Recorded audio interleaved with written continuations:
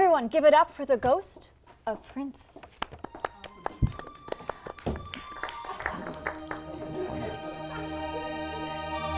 Hello, Gia. Hello. Hello, Christophe. Oh, hey. I must ask you before we begin. Have either of you cleansed yourselves in the waters of Lake Minnetonka recently? No. Unfortunate. Yeah, no, Prince, we haven't done that, but let's not talk about us. What about...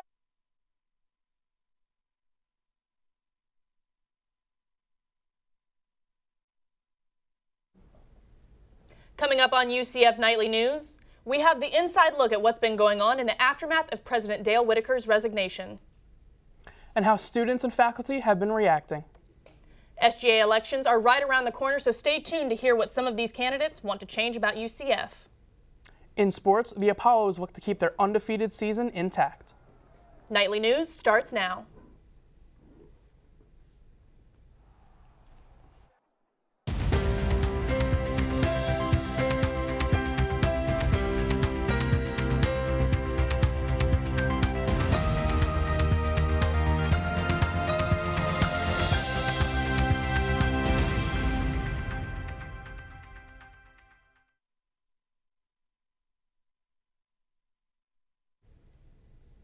Good afternoon and welcome to UCF Nightly News. I'm Haley Rowland.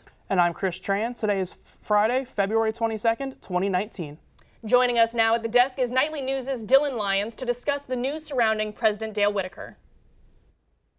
Thanks, Haley. Yeah, let's jump straight into what's happening now. The UCF Board of Trustees is searching for an interim president after accepting President Dale Whitaker's resignation yesterday. Since taking over as president on July 1st, 2018, Whitaker has had the Colburn Hall construction investigation looming over him. He offered his resignation on Tuesday, saying, quote, "My reason for doing this is so the relationship between UCF and the legislature can be renewed." Now, I'm going to take you through the timeline of this investigation.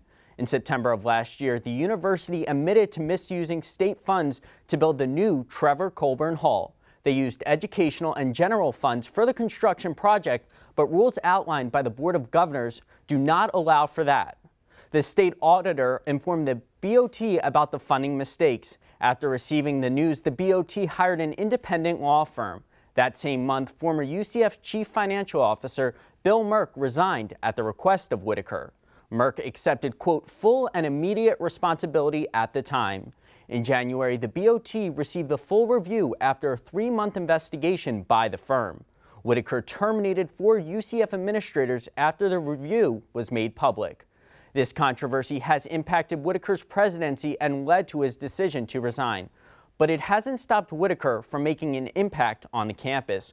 Over his 8-month term as president, Whitaker instituted a new moratorium on capital projects over $2 million. This is for new projects only. He also enlisted the Association of Governing Boards to, quote, "review current practice and make recommendations for improving trustee and staff engagement and interactions." He also helped create new partnerships for the school, one of which was the opening of a new building with the Army for simulated training.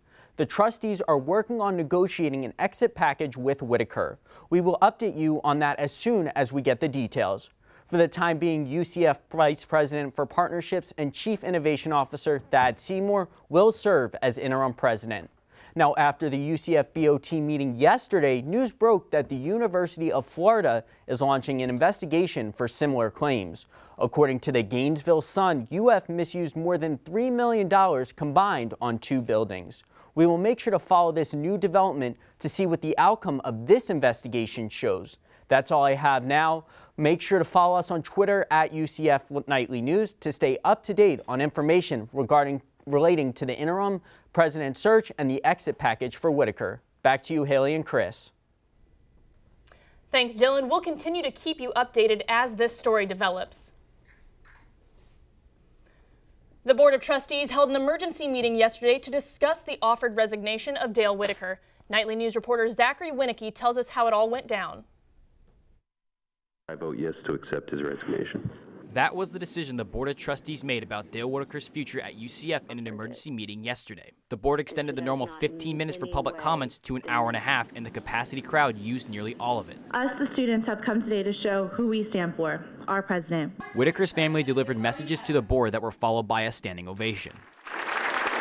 Some people came to voice their issues with the former president's actions. The evidence is overwhelming that he was involved in that situation, yet, unfortunately, he tried to cover it up. But many others in the UCF community came in support of Whitaker. I would like to extend sincere good luck finding a replacement that loves students, that loves academics, and loves UCF as much as Dale Whitaker. But to the disappointment of many of the people gathered at the Fairwinds Alumni Center, it was not enough to save Whitaker's job, as the board accepted his resignation by a 7-3 vote. Some of those, like board member Robert Garvey, who accepted the resignation, did so reluctantly. It's a tragedy for UCF that we're losing him, but his personal sacrifice, his willingness to subordinate his own interests for the long-term interests of this institution are a credit to him and his character. The board will begin to look for a new president, but the school will start the healing process. In Orlando, Zachary Winicky, UCF Nightly News. Support for Whitaker continued last night when students gathered outside of his house. For now, Thad Seymour Jr. is the short-term interim president. Academic suicide are the words Faculty Senate member Joseph Harrington uses to describe his concern for the future of UCF. The Faculty Senate called an emergency meeting on Wednesday to discuss former President Dale Whitaker's then offer of resignation. Chairman Dr. William Self opened the floor for every faculty senator to speak on behalf of their departments. Differing opinions and reactions split the room. Senators either agreed with Whitaker's decision or expressed their worries moving forward. Harrington feels devastated and doesn't think UCF will find a leader like Whitaker. An army of excellent soldiers will march in the wrong direction, or in many directions, without a leader, without an excellent leader. And we've suddenly had this breath of fresh air since he came here. We've had so many big initiatives, the faculty cluster initiative. Senators like economics professor Melanie Goldie turned their attention to the importance of doing what's best for the university. Goldie says to consider the people who live and breathe the institution when making a decision. The Faculty Senate is still not commenting on the board officially accepting President Whitaker's resignation, and students had similar reactions following yesterday's emergency board meeting. Tears, anger, and sadness are among the few things majority of students were expressing after hearing the board accept President Whitaker's resignation. Many of them could be seen holding handmade signs to show their support. Students spoke about interactions they had with Whitaker, and nursing major Hannah Perez says she feels the decision isn't right. He wasn't president at the time of fall, and he was on the board, but there's many people, and directly that wasn't his decision, and there's many people involved in that, and I think it's completely unfair for one person to have to take the blame. However, some people don't share the same feelings as Perez. One Twitter user expressed his feelings, saying not sure why everyone is defending Whitaker. He added he was there the entire time this was going on. The board did the absolute right thing. The board gave Whitaker 48 hours to pack up. Although the board named Thad Seymour as acting interim president, students are still worrying about who will be UCF's next leader. At UCF's main campus, Aaron Harris, UCF Nightly News. Students say now their main focus is to move forward. A UCF student started a petition minutes after President Dale Whitaker offered his resignation to the Board of Trustees. It asked students to support Whitaker, hoping he would remain the university's president. The petition quickly gained support from UCF students and the UCF community. The petition had just over 5,000 signatures Thursday before the Board of Trustees meeting. And event management major Sarah Frost says she created the petition because she believes Whitaker's resignation is unjust.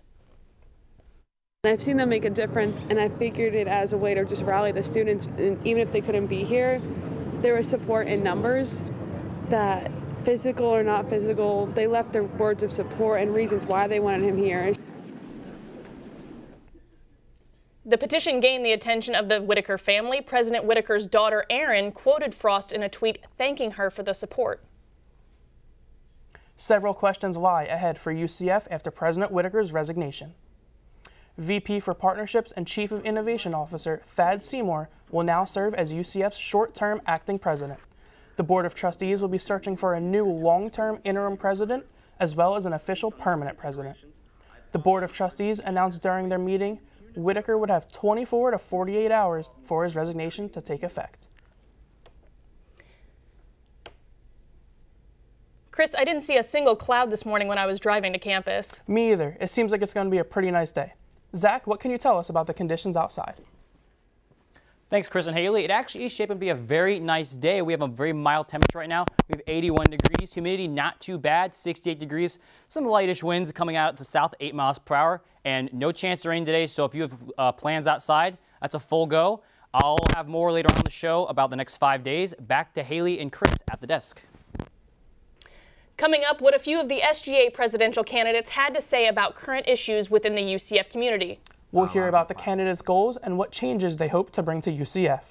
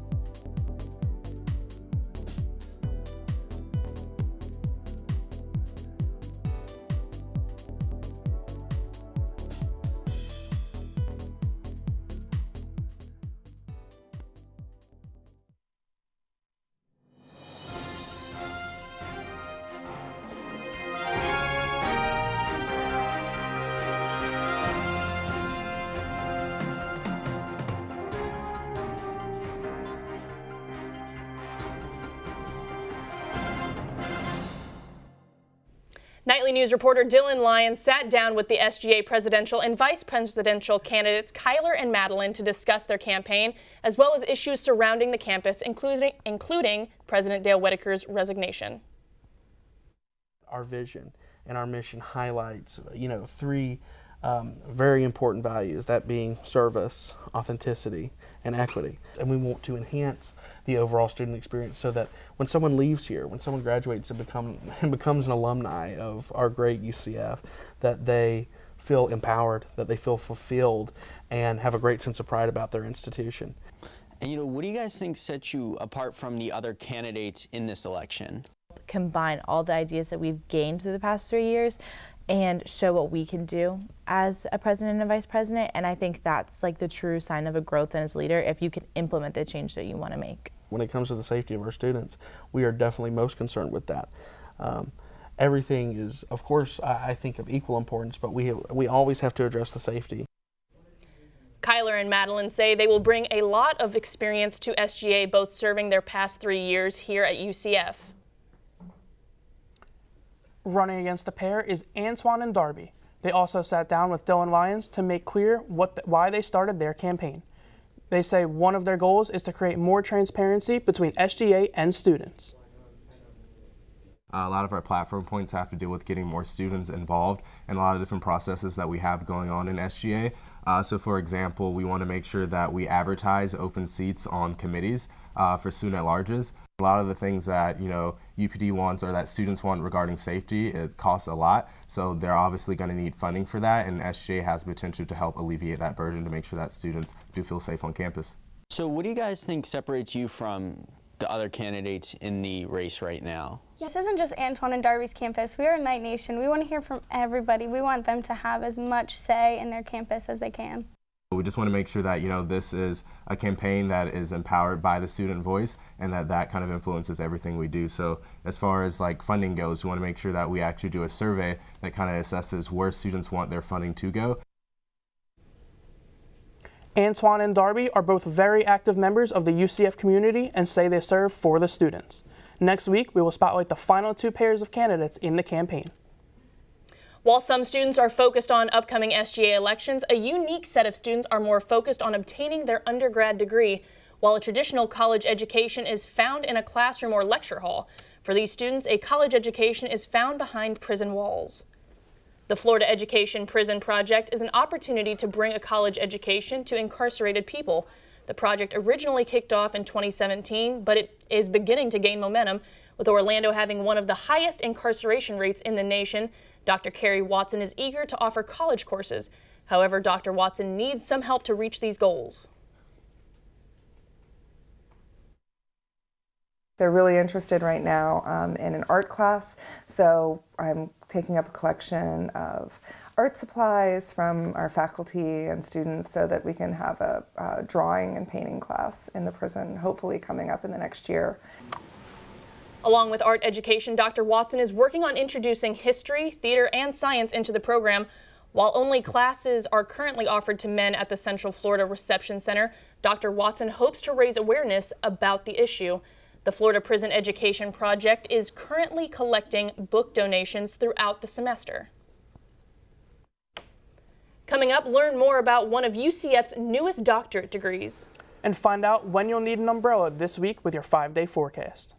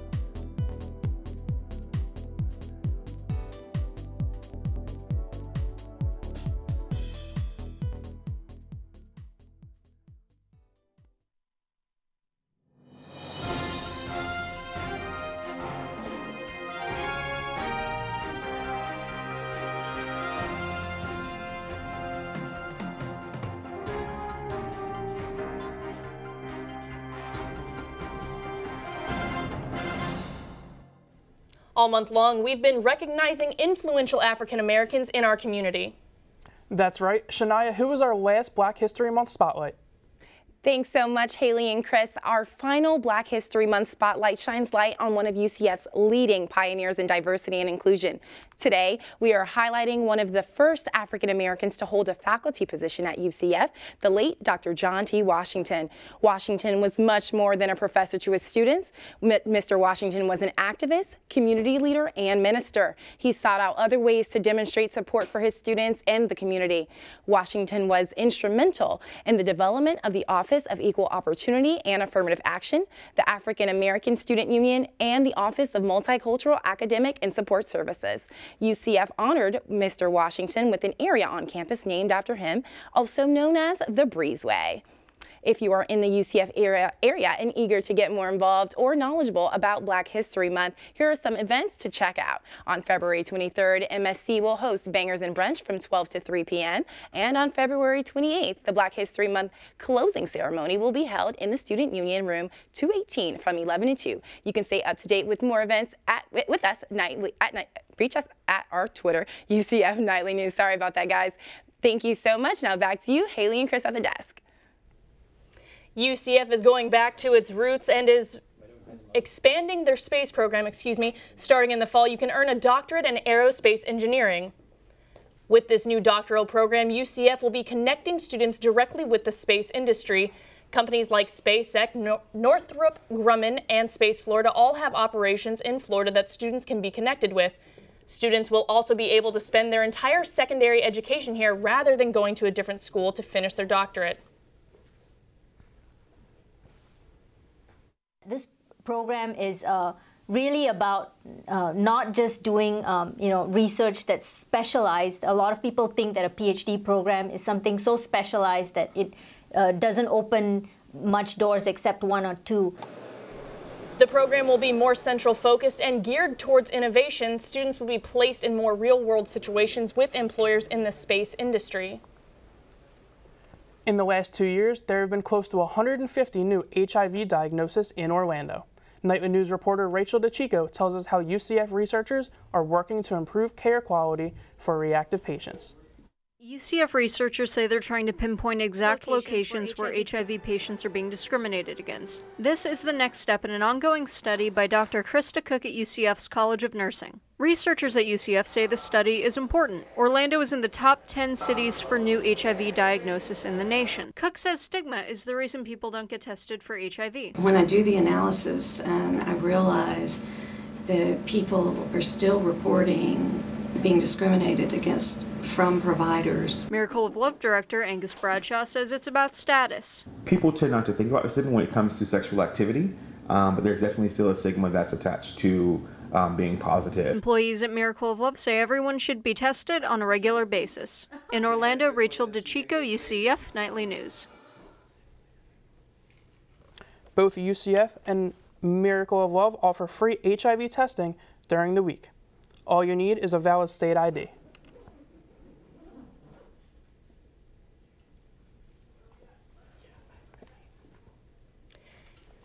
You know, Chris, even though today seemed like it was really nice, I'm wondering what the rest of our weekend is going to look like as far as rain. Yeah, let's send it to Zach with our 5-day forecast.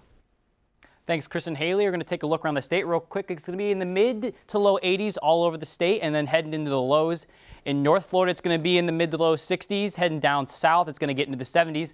And then we're going to take a look at our 5-day forecast. And for our 5-day forecast, we're going to be in high 80s in the beginning of the week, and it's going to get to the mid 70s as we move towards Wednesday. Lows are going to stay in the 60s, and we're going to have between a 20 and 40% chance of rain throughout the week. That's all I have. Send it back to the desk with Chris and Haley. Coming up, see how the Knights fared last night against Cincinnati. Plus, a preview into tomorrow's women's basketball game.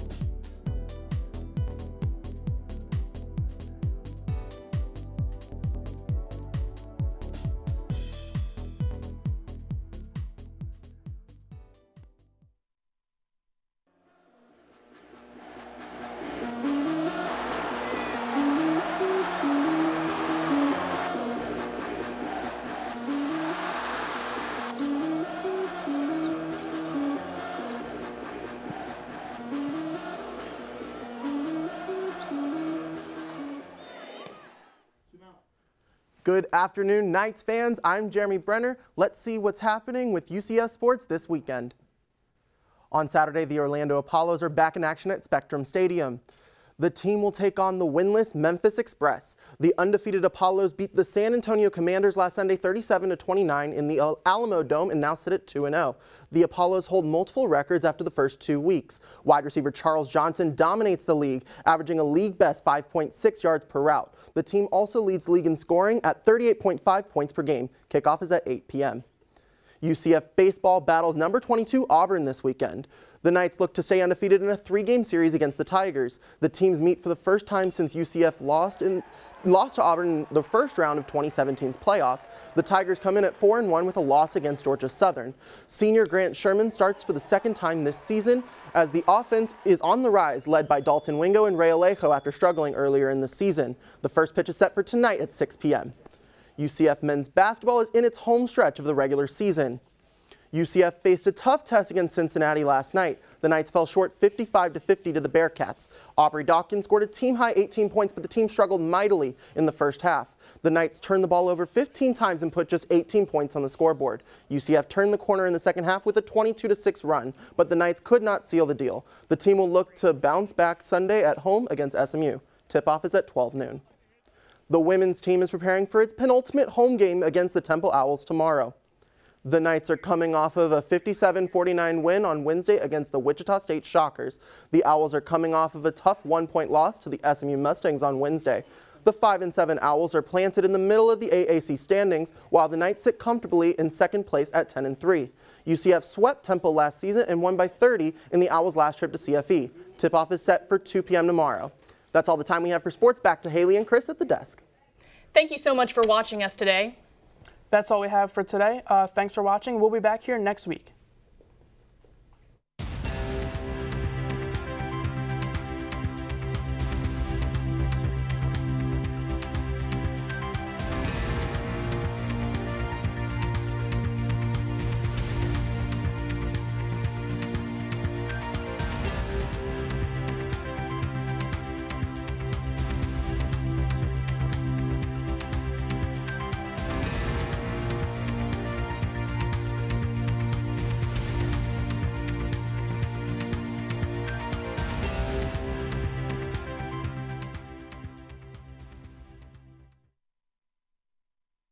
So make them proud. UCF is now home to a growing minority enrollment that is